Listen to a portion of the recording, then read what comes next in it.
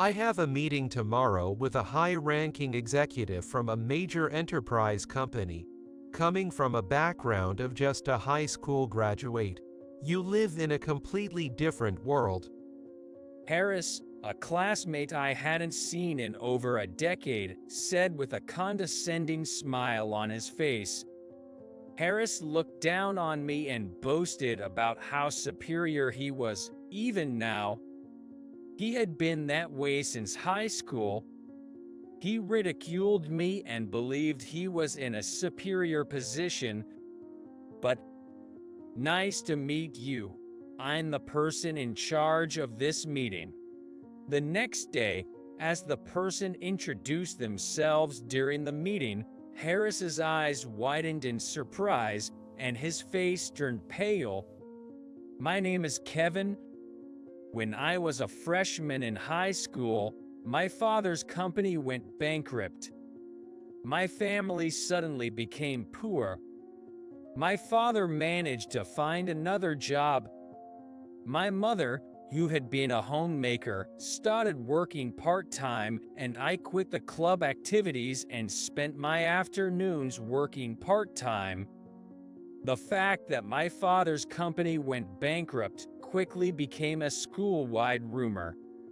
Harris, the central figure in our class at the time, had been teasing me about it. Others followed Harris's lead and mocked me. They called me a poor guy.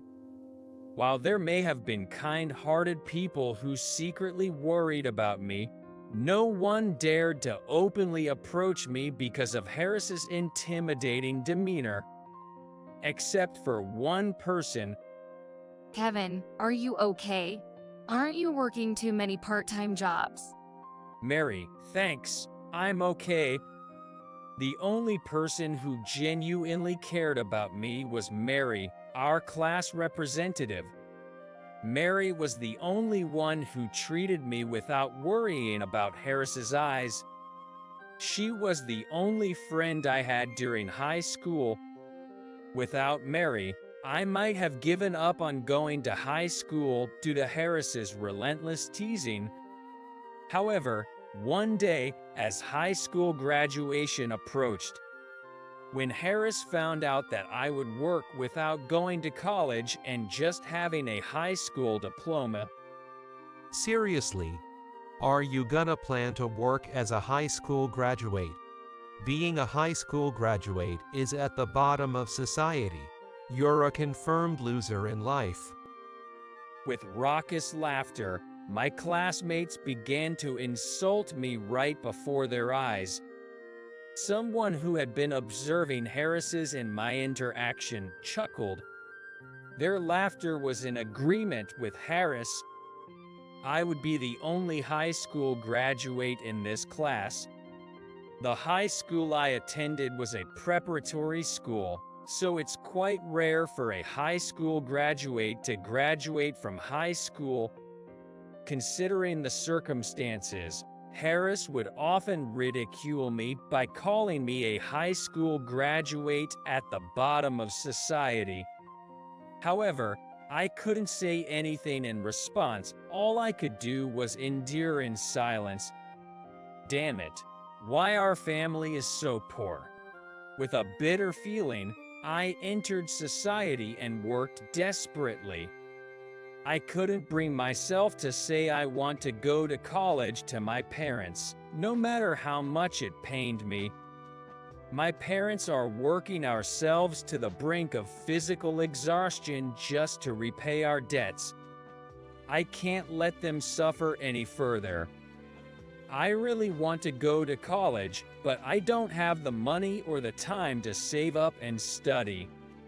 What's the meaning of my life? Every single day, I work tirelessly to repay the debt.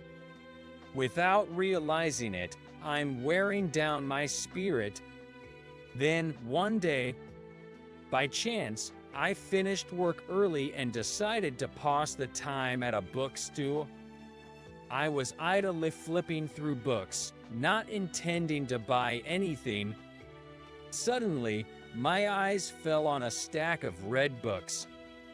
Come to think of it, It's already the season for entrance exams.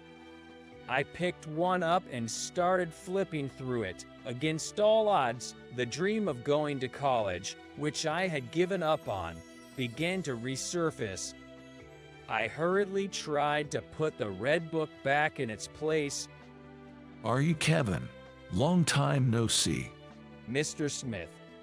I turned around when I was suddenly addressed, and there stood my high school mentor, Mr. Smith. Mr. Smith had helped me countless times with my studies, and I would often seek his advice on personal matters as well. What's wrong? You seem quite worn out. Mr. Smith asked with his gentle voice, and I felt everything I had been holding in begin to overflow. After we moved to a nearby cafe and finished our conversation, Smith made a proposal. I can't help you with financial matters, but I can assist you with your studies. What? It's easier when you have someone to teach you rather than studying alone. If you want to go to college, look into scholarships and various programs available. Don't forget there's also the option of bachelor's degree certification. Don't struggle on your own. Rely on me. His words were so reassuring that I found myself shedding tears without realizing it. Thank you, Mr. Smith. Afterward, I visited Mr. Smith's house during breaks from work and received lessons. I researched and concluded that obtaining a bachelor's degree certification was more realistic for my situation than going to college. Getting the bachelor's degree certification would broaden my job opportunities. With that, my salary would increase, and I could save money as well. It's never too late to go to college if I want to. Thanks to Mr. Smith's guidance, I successfully obtained the bachelor's degree certification. Hey, Kevin, there's a job opening at a company my acquaintance works for. They require a bachelor's degree, but since you've obtained the certification, why don't you give it a shot? Yes, absolutely. Right after getting the certification, I was fortunate enough to receive a job referral from Mr. Smith, and I was able to switch to a much better job than my current one. It seems like I can finally see some light in my life. After the job change, I worked tirelessly. To repay Mr. Smith, you introduced me to this company, and to save money for future college expenses. One day, while working hard as usual, a school reunion brings back memories. I received a letter about a high school reunion invitation. Although I didn't have the lively high school experience with everyone, maybe Mary will attend.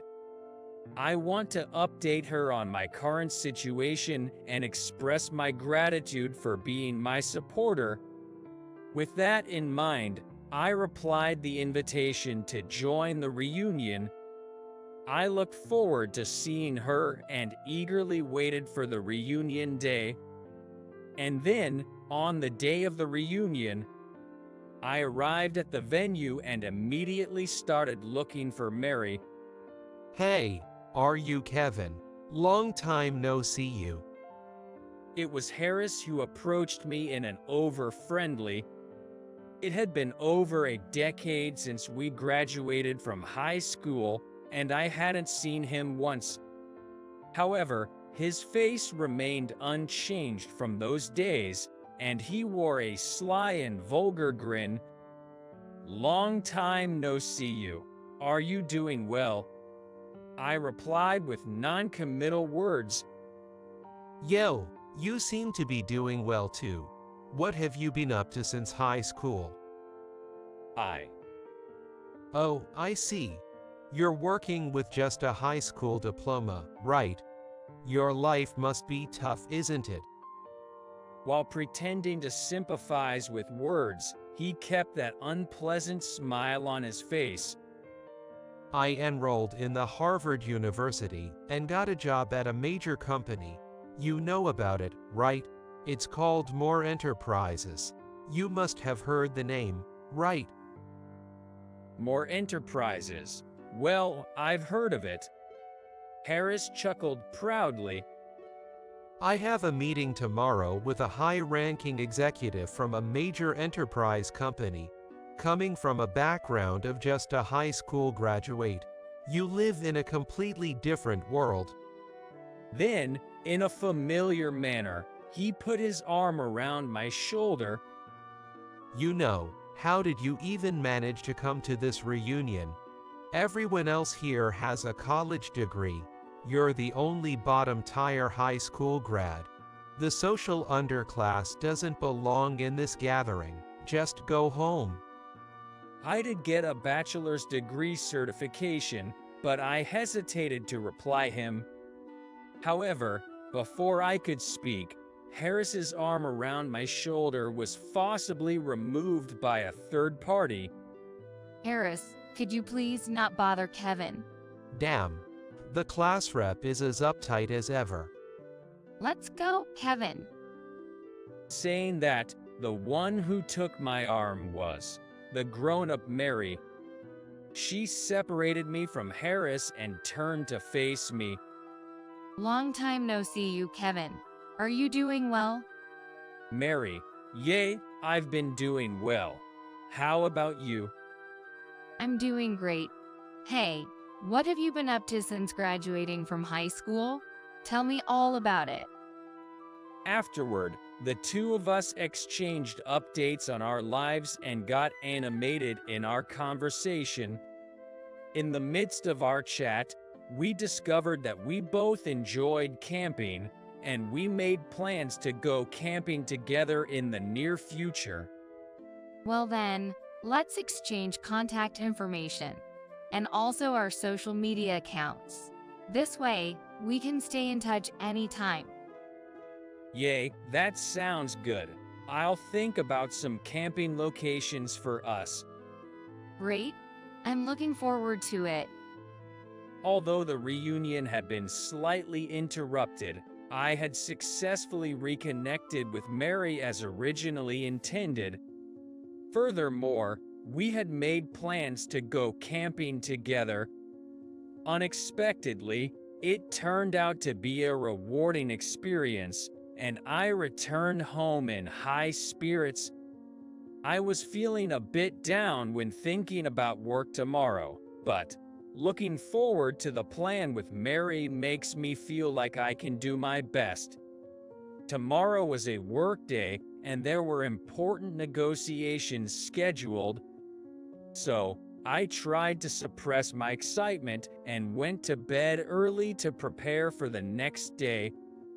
And then, the next day, for this negotiation, the representative from the other company had come to our office to give a presentation. I entered the prepared meeting room and greeted the representative for the first time. Nice to meet you. I'm Kevin, the one in charge of this project. Thank you for being here. I extended my business card as I greeted, but there was no response from the other side. Done. Is something wrong? My boss, who was present, asked the other person with a puzzled expression. That other person was. Why? In a small voice that only I could hear, he muttered. It was understandable that the other person was surprised. After all, today's negotiation partner was none other than me, the person Harris had ridiculed so much during our high school days. Yes, the person I was negotiating with today was Harris. The super high-profile executive that Harris was boasting about yesterday was actually me. I had suspected it when I heard his story yesterday, and it turned out that he was indeed my negotiating partner today. Afterward, with a pale face, Harris stumbled over his words, and his co-worker Johnson, who had accompanied him, provided support. Ultimately, Johnson took the lead in the presentation, and after the negotiation, Hey, come over here for a moment. Harris secretly called me over and led me to a secluded corner of the hallway. Why are you here? While Harris still didn't quite grasp the situation, I let out a big sigh and patiently explained everything from scratch. I explained how I had obtained the bachelor's degree certification under Mr. Smith's guidance while working, how I got a job at a super high-profile company through Mr. Smith's referral, and how I had worked diligently to repay Smith and eventually even got promoted to department head. After I finished explaining everything, Harris let out a deflated voice and said, "I can't believe it."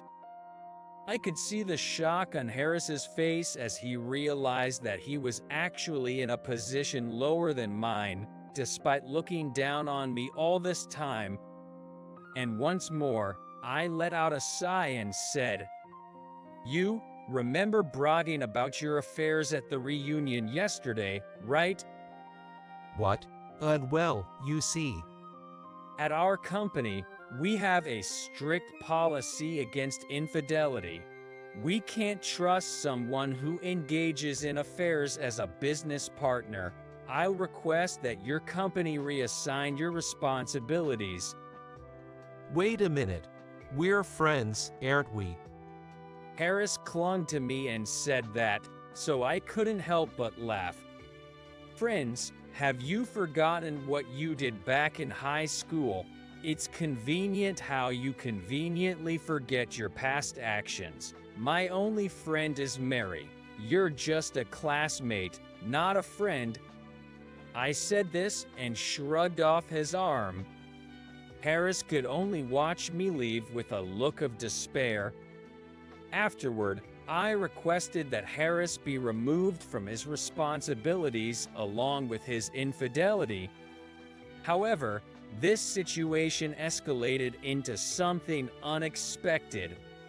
Turns out, Harris's affair partner was the receptionist at one of our business partners, and Harris's wife happened to be his superior. Harris's wife was furious when she found out about the affair. She contacted the HR department, and it seems Harris received both a transfer and a demotion as a result. Getting involved with a colleague's wife and angering his own boss, Harris found himself with no place left within the company. Perhaps retirement is just a matter of time for him. I heard his wife is in the process of divorce and seeking alimony. The person who told me this was Harris's coworker, Johnson, who was newly in charge. It seems that Johnson's performance in the presentation that day had been highly praised. Harris had been using him as a pawn, and Johnson was relieved when Harris was no longer around. Thanks to the talented Johnson, the negotiation was successfully concluded. I look forward to future dealings. Even though work keeps me busy and can be challenging every day, I find it very rewarding and enjoyable. Next week, I'll be going camping with Mary, and despite the hectic schedule, there's a sense of fulfillment. I owe this kind of life to Mr. Smith. I'll continue to do my best to live a life I can be proud of, just as my teacher would expect.